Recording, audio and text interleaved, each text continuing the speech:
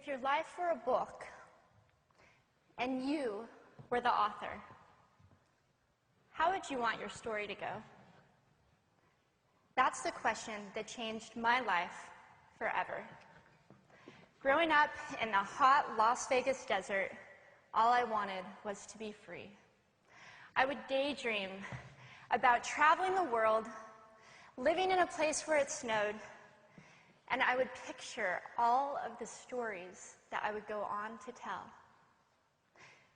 At the age of 19, the day after I graduated high school, I moved to a place where it snowed, and I became a massage therapist. With this job, all I needed were my hands and my massage table by my side, and I could go anywhere. For the first time in my life, I felt free, independent, and completely in control of my life.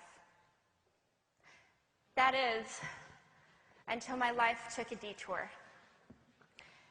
I went home from work early one day with what I thought was the flu, and less than 24 hours later, I was in the hospital on life support with less than a 2% chance of living. It wasn't until days later, as I lay in a coma, that the doctors diagnosed me with bacterial meningitis, a vaccine-preventable blood infection. Over the course of 2.5 months, I lost my spleen, my kidneys, the hearing in my left ear, and both of my legs below the knee. When my parents wheeled me out of the hospital, I felt like I had been pieced back together like a patchwork doll. I thought the worst was over until weeks later when I saw my new legs for the first time.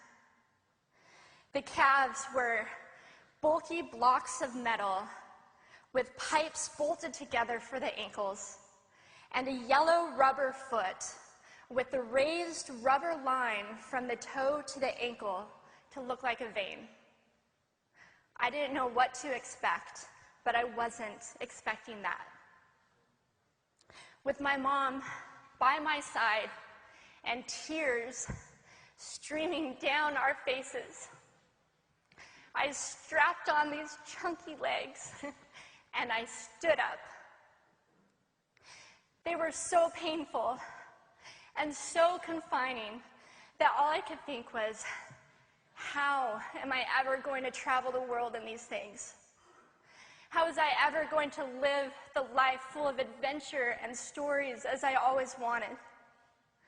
And how was I going to snowboard again? That day, I went home, I crawled into bed, and this is what my life looked like for the next few months. Me passed out, escaping from reality, with my legs resting by my side. I was absolutely, physically, and emotionally broken. But I knew that in order to move forward, I had to let go of the old Amy and learn to embrace the new Amy.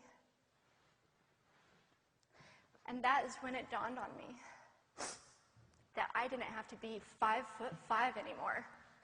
I could be as tall as I wanted.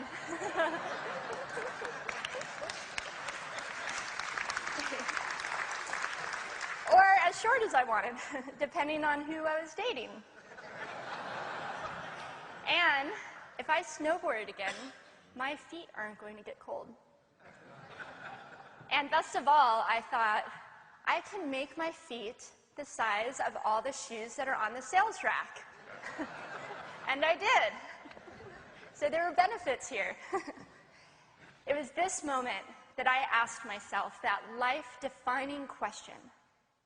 If my life were a book and I were the author, how would I want this story to go? And I began to daydream. I daydreamed like I did as a little girl. And I imagined myself walking gracefully, helping other people through my journey, and snowboarding again. And I didn't just see myself carving down a mountain of powder, I could actually feel it. I could feel the wind against my face and the beat of my racing heart as if it were happening in that very moment. And that is when a new chapter in my life began. 4 months later, I was back up on a snowboard, although things didn't go quite as expected.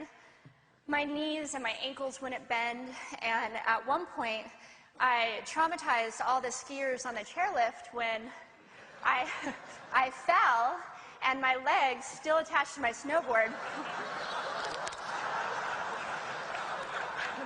went flying down the mountain. And I was on top of the mountain still. I was so shocked. I was just as shocked as everybody else, and I was so discouraged, but I knew that if I could find the right pair of feet, that I would be able to do this again. And this is when I learned that our borders and our obstacles can only do two things. One, stop us in our tracks, or two, force us to get creative. I did a year of research, still couldn't figure out what kind of legs to use, couldn't find any resources that could help me. So I decided to make a pair myself. My leg maker and I put random parts together, and we made a pair of feet that I could snowboard in. As you can see, rusted bolts, rubber, wood, and neon pink duct tape. And yes, I can change my toenail polish. It was these legs and the best 21st birthday gift I could ever receive, a new kidney from my dad, that allowed me to follow my dreams again. I started snowboarding, then I went back to work, then I went back to school, then in 2005 I co-founded a nonprofit organization for youth and young adults with physical disabilities so they could get involved with action sports. From there, I had the opportunity to go to South Africa, where I helped to put shoes on thousands of children's feet so they could attend school. And just this past February, I won 2 back-to-back World Cup gold medals.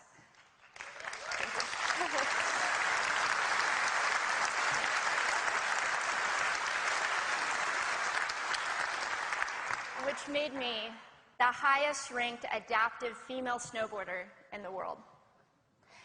11 years ago, when I lost my legs, I had no idea what to expect.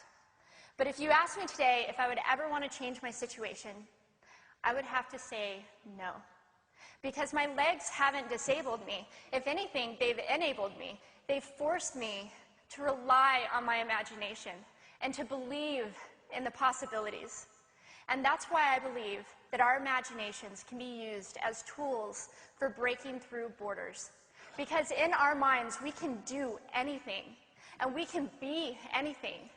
It's believing in those dreams and facing our fears head on that allows us to live our lives beyond our limits.